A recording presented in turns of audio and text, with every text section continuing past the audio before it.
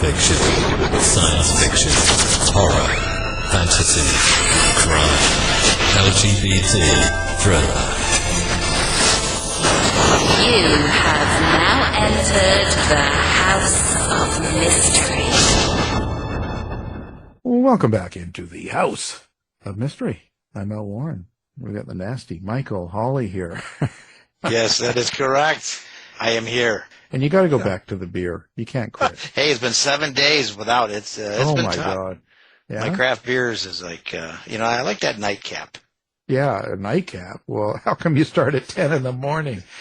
Well, sometime it's going to get night, right? It's night somewhere on the planet. It's night somewhere on the planet. And so have you lost any weight from it or what? I have no idea yet, but I need to because I got to fit in those all-time jeans.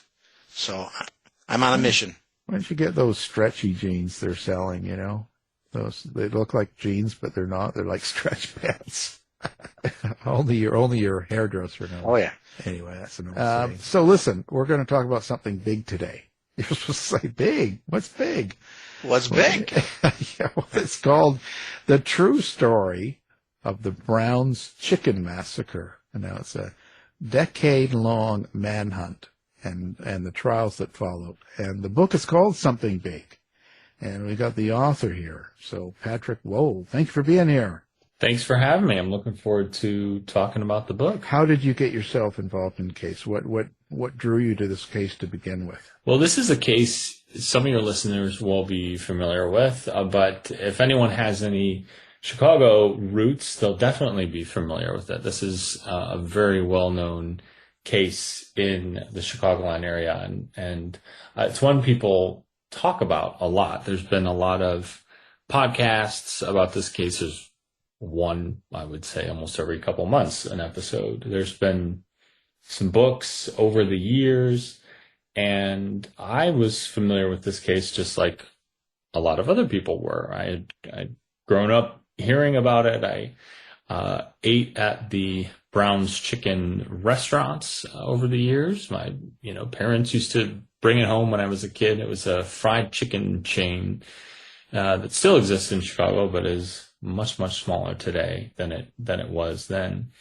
And I had always thought about this case and was surprised to see that there really hadn't been anything written about it. So I decided to dive in to try to tell us in a different way than it has been in the past, and really focused on the people involved in the case, whether it was the police and the investigators, or the attorneys who worked on these cases, or of course the victims and other people involved, who I think were kind of left out in a lot of the past retellings of this story. Did you get their? Did you interview them? Get their accounts? I did. So there's 6. There were 7 people who passed in this tragedy in 1993. 6 families. So it was a husband, wife, couple, and their 5 employees. And talked to some of the family members who told me about their loved ones and what it was like to go through this, and spoke to some of the police who worked on this case, and some of the past suspects too, people who actually confessed to it, which I can talk about. Wow. Which was a very eye-opening to me, just to hear someone talk about why they would confess to a mass murder. But it's an interesting part of this story that really, I think, people find fascinating. It was a question I wanted to get to the bottom of, for sure. When I write a lot of the true crime books that I do, I stay away from, I don't do a lot of gore either. I write more about the effects, cause effects, and a lot of times what happens after the cameras get off of a case and to the victims and people involved in the case. So is that kind of your style of writing in this too? Absolutely. I focused each chapter in the book on a different individual. So I open with the story of the restaurant. I mentioned Brown's Chicken, which is the name of the case. People call this the Brown's Chicken Massacre. And back then it was a huge, basically a KFC competitor. They had advertising, in all over the Chicago market on radio and TV in the 80s and the 90s and 2000s. And Steve Carell even in one of their early advertising before he was very famous. And so talk about the story of this restaurant, which is interesting in itself because it was founded by, in part, built by a member of the Portillo family, who, if anyone's been to Chicago and ate at the famous Portillo's restaurant where people get hot dogs and Italian beef, it's the same family, so people might recognize that name. But this business was built up and then obviously built into was franchised throughout the Midwest. And one of the restaurants was this location in Palatine, Illinois, which is about 30 minutes northwest of the city of Chicago.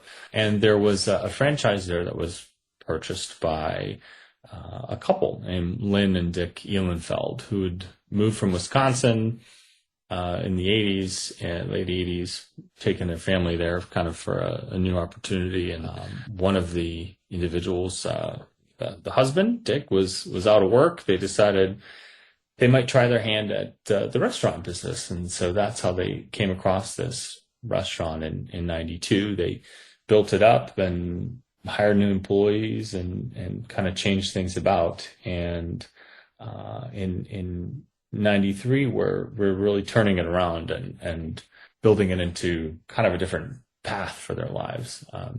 Obviously, they had their 5 employees who I mentioned who were at the restaurant this time. And it was all people from the community, you know, lots of high school kids worked at the restaurant who they sometimes mentored. In 93, when this took place, there were 2 high school kids at the restaurant. Michael Castro, who was a junior in high school at Palatine High School, which was kind of a quintessential classic American high school in the suburbs, as you'd imagine. His friend Rico Solis was there, who was a recent immigrant from the Philippines who came and gotten a job at this Brown's Chicken franchise just a couple months before this crime took place. There were 3 other employees present there. Lupe Maldonado was a recent immigrant from Mexico. This was his 3rd stint in America. He'd gotten this job as a cook at the restaurant just a couple weeks before this crime took place, these murders took place. Tom Menace was one of the other employees, kind of a quirky guy who would ride around his clunky bike all throughout Palatine, Illinois, this suburb, and but was a very, very kind soul, very gentle soul. And Marcus Nelson, who was one of the manager trainees at the restaurant, who was a Navy veteran who'd worked as a cook in the Navy in California and all throughout the Pacific, and was sort of turning his life around with this, trying to provide for his daughter and make a change in life. So what exactly happened in this case? What happened that night? Well, this was a cold Friday night, January 8th, 1993, and there was still snow on the ground. The employees at the restaurant and the owners were closing up shop. They were cleaning out the fryers and wiping down the tables and locking the doors, doing their typical routine that they would do in any restaurant. Anyone who's worked at a restaurant would be familiar with. And just past close, just a little past 9 o'clock on that Friday night, 2 men came to the door. And the owners, the Ehlenfelds, had a policy. They were very, very kind people. They said that if there was chicken at the fryers under the heat lamps in the restaurant that was still available and someone came, even though they were closed, they would open the doors and serve them. So these 2 men came in. They walked to the counter. One sat down at a table in the corner in a cushioned booth of this restaurant. And this man ordered a 4-piece chicken dinner with some French fries and a few other items, and then sat down and proceeded to eat this greasy fried chicken meal. Wiped his hand on a napkin and then as the employees continued their closing up routine, the two men got up from the table, they put on gloves, and they proceeded to rob the restaurant. They took money from the register, they forced the employees into the freezer and the cooler, the fridge of the restaurant, and killed the 7 individuals there, stole about $1,800, even though it was not all of the money in the restaurant, stuffed their bodies in the fridge and the freezer, as I mentioned, then cut the circuit breaker and left the restaurant on that cold Friday night. And so, were those people murdered? All of them? They were, yes. So the 2 men who were there came with a gun and a knife. They shot the individuals there, and people really first learned about this because the employees and the owners of the restaurant hadn't come home. And so people began to worry, the families, there were, 2 young kids who were workers. And so parents, brothers, sisters showed up to the restaurant as it got late and tried to get contact with them, call the police, try to get any information they could. And they thought the doors of the restaurant were locked, and they went back and forth with police. Eventually, police discovered the bodies in the fridge and the freezer in the restaurant. And from there on, the scene became just complete chaos. The media was present from the very moment the police were unfurling the yellow tape around the crime scene.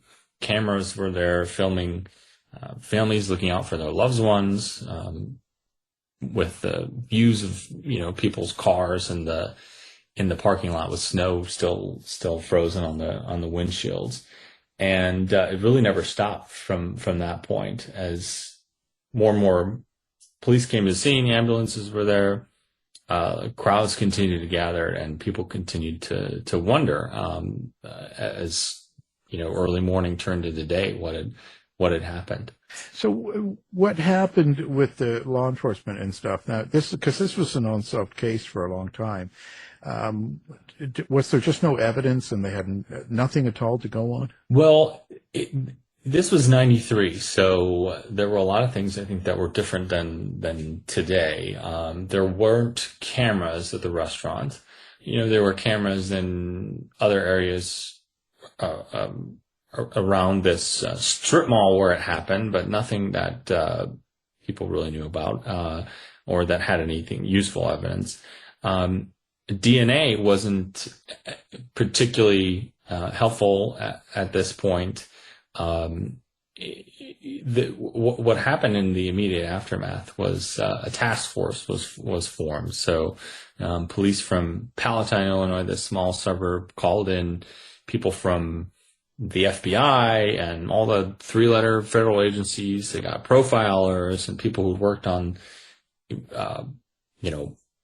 high stakes serial killer cases, or people who were, experts in DNA blood splatter and things like that, like the famed Dr. Henry Lee, who people probably know about from the OJ case and the staircase case, who I interviewed for this book and was quite a character. But they basically had a clean scene at this restaurant, other than obviously the horror of what had happened to the 7 individuals there. The restaurant was clean. There were barely any crumbs except for on one table. And the garbage cans at the restaurant were empty, except for this 4-piece chicken dinner. And so what happened is one of the crime scene technicians decided to freeze that 4-piece chicken dinner. And at the time, people thought it was sort of a strange move, because in 93, there was very little you could do with such a small saliva sample. And so it was difficult to extract DNA and get a profile. But she knew that science was evolving very rapidly, and perhaps it could be useful down the line. And so they save that 4-piece chicken dinner in the hopes that maybe down the line, this could break open the case. During the investigation, like I researched the Jack the Ripper case, and there's a lot of people that automatically think that the police were incompetent, and that's why. In this case, it sounds like they really weren't incompetent. It was just what they had at the time. Well, and it's an interesting point, because that is something people said without a doubt in this case. And one of the things, I think one of the lessons from this book that I talk about is people thought immediately when this happened that and said for years that the Palatine police, this medium-sized suburb, really wasn't equipped to handle an investigation of this sort. And in talking to some of the investigators who worked on this or worked on the larger task force involved in the case, none of them would really tell you that they felt like they had all the help they needed to do it on their own. And so that's why they brought in people from all over. They brought in help from suburban police departments in the area. They brought in some of Chicago's most experienced homicide detectives. And so they weren't really protective of the investigation. But because there was so little evidence, and it was kind of in my view, the type of case where it was only going to be broken open with someone coming forward to say what they knew or what they'd been told. That was the only way it was going to be broken open. But police faced tons of criticism at this time. People said they were slow to respond to the families. They said they were being protective of the investigation, and they were fumbling it.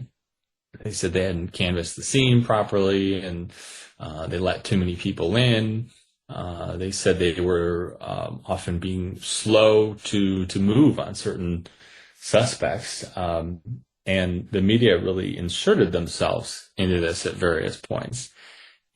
As people probably know, the police can't always reveal everything they know. And so there were times when the police were trying to respond to criticism they faced in the press, and instead you had certain reporters, usually in the TV news space, not so much print or radio, who tended to be a lot more fact-based and delivering what was actually happening.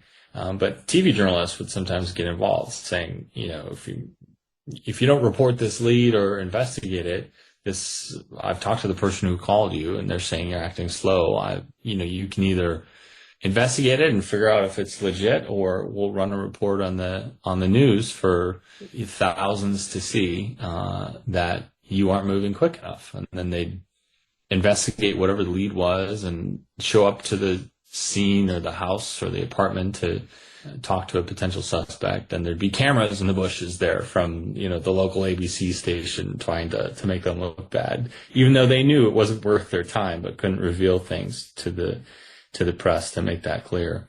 So they certainly had intense criticism from all sides, saying they weren't equipped to deal with this. And I think that's, even when they had a task force sounds like that's kind of like the beginnings of task forces around that time. That, I think they were ahead of their game. It was, and that's essentially, if you go up to someone in Chicago and you ask about this case, that's often the first thing they'll tell you, is that they think it was botched. People said the police screwed it up.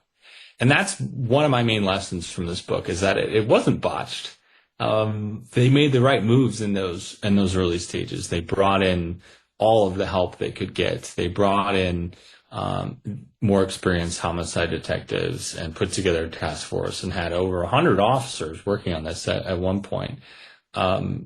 So yes, I agree. They were early to the game on that. And obviously that became kind of a model for how, smaller or suburban departments would investigate this kind of crime. Well, and another thing is, okay, so eventually they did catch the two guys from the DNA, like we know this later. But were those two were they originally suspects by the police? Did they have them in the sights, or was there something that they should have had, or Is there a reason other than the DNA that came out later, much later? Was there something they missed or something that the media or people could say they missed because these two guys got away with it? Well, there's no question there were some mistakes. I think the level of criticism they got was unfair, but there were some mistakes that, looking back in hindsight, were pretty important. Police had investigated questioned all of the employees who worked at this Brown's Chicken franchise. And one of the killers, his name was Juan Luna, had actually worked at the restaurant at one point.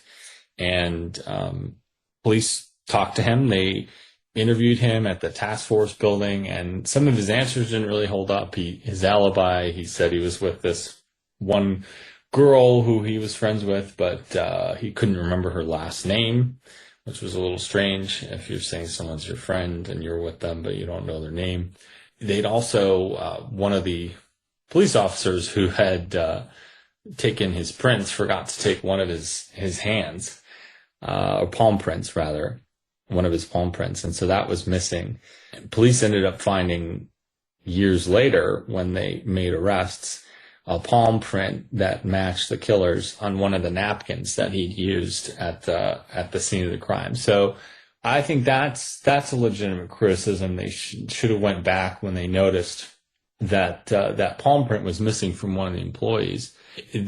At trial, the crime scene technician, or the lab tech who was in charge of doing all the fingerprint matches and eliminating suspects, said that she did go back and tell them they need to get that. It's unclear exactly what happened, just because this was one of the largest case files in the history of Illinois. So there were just so many people they interviewed.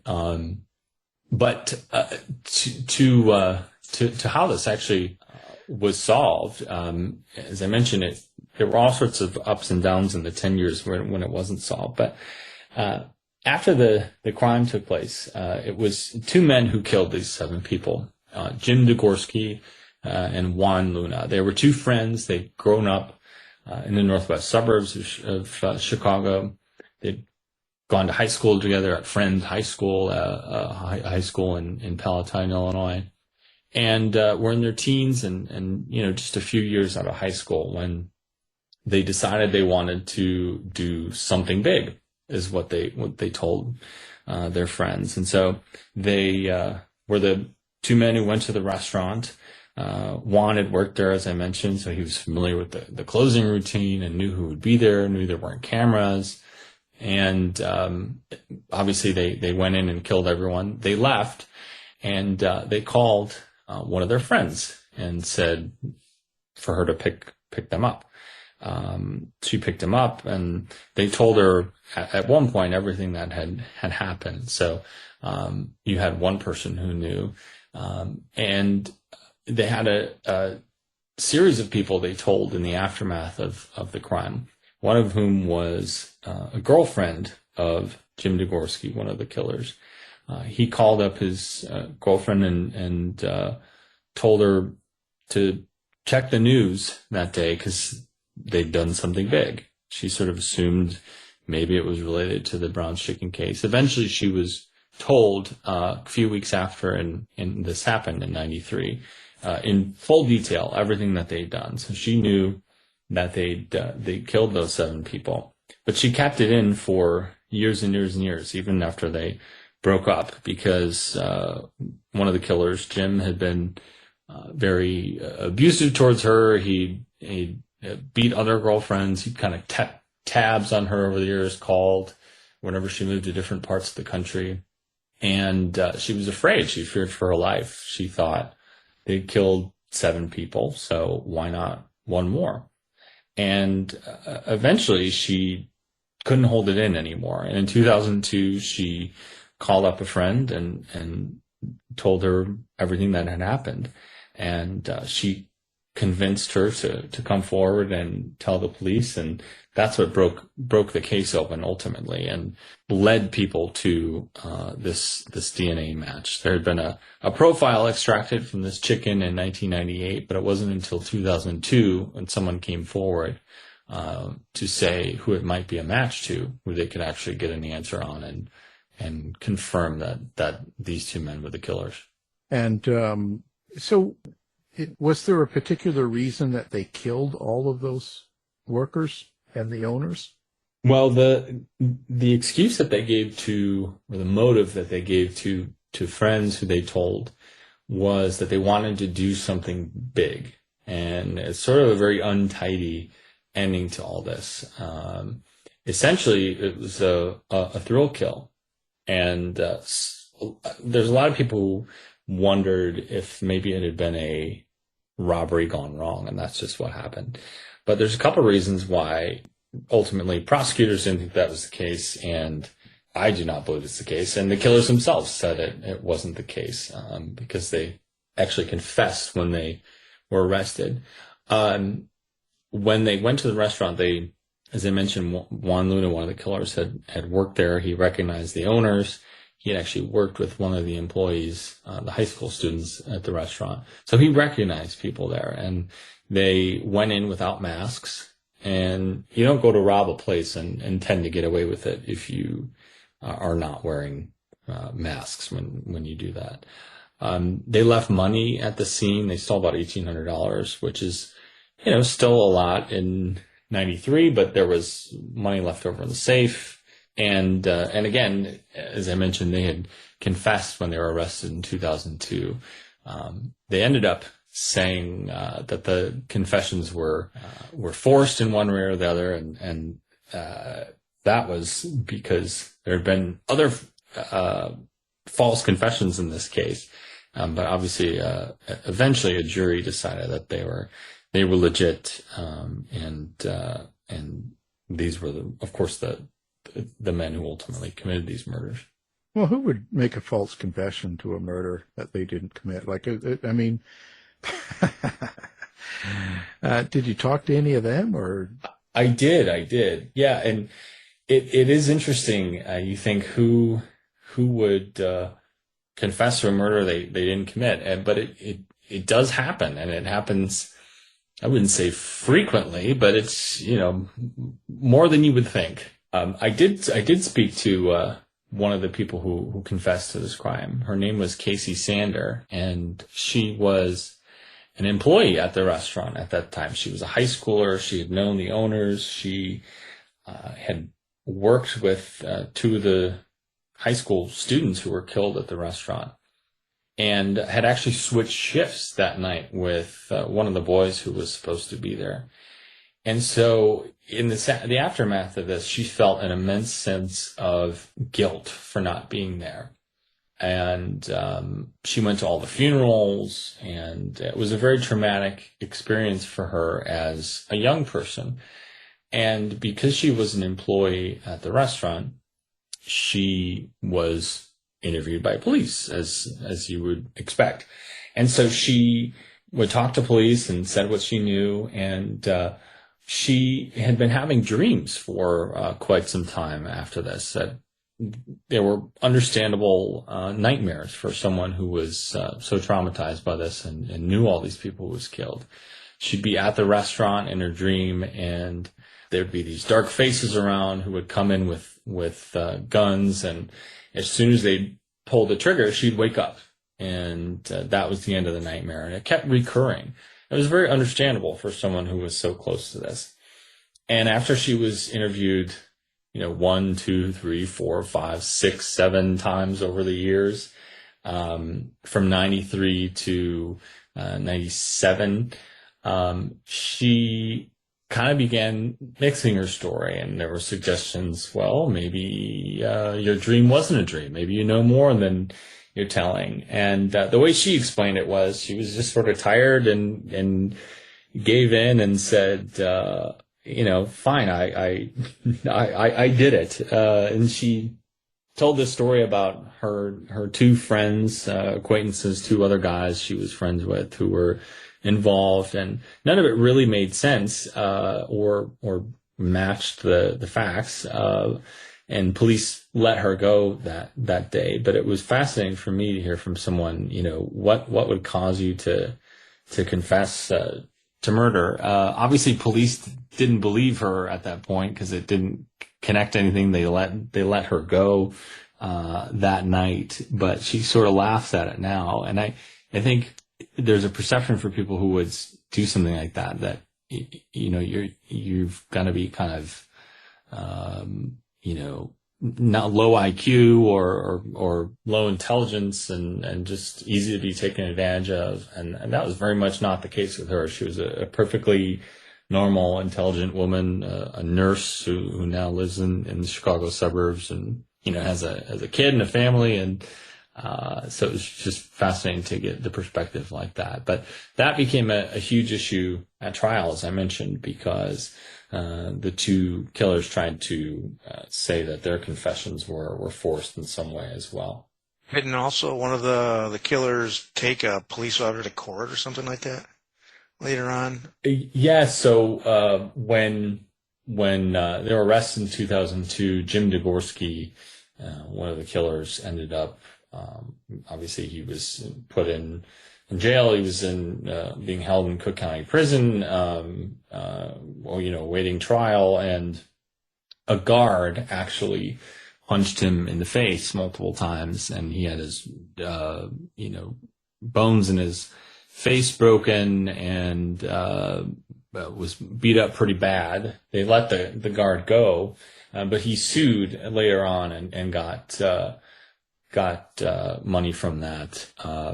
Now it's in Illinois, you can sue and essentially it goes to pay for the cost of you being housed in prison and that sort of thing. And there's restrictions on how much a person can, how much money they can have in prison, that sort of thing. So, but yes, that was part of it eventually.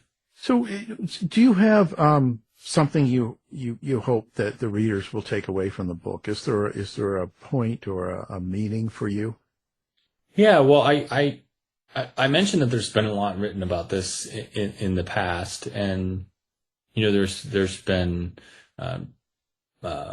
past books that talk really a lot about the legal procedure involved in this, or podcasts that kind of talk a lot about the killing that night and kind of the gore of it and pass over the people involved. And so what I really hope people get from this is just a sense of the much more human aspect of the case. The first third of the book is really dedicated to telling the stories in a much more in-depth way of the victims and how they passed. And people obviously learn about others involved in the book, from the police who worked on the case, some of whom I talked to, who spent almost a decade of their lives on it, to, as I mentioned, past suspects in the case and just people in the community, jurors, attorneys. So I really tried to tell us in a different way than a lot of true crime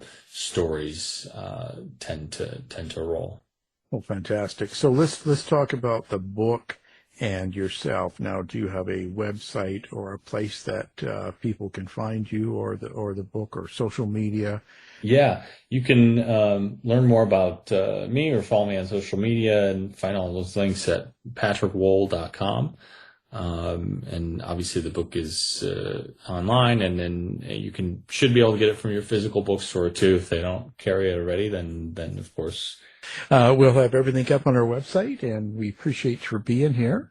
And so now the book, you can't miss it. It's called Something Big. It's the true story of the Browns Chicken Massacre. And we've got Patrick Wohl here. So thank you. Thank you. Thank you guys for having me. Oh, it was great.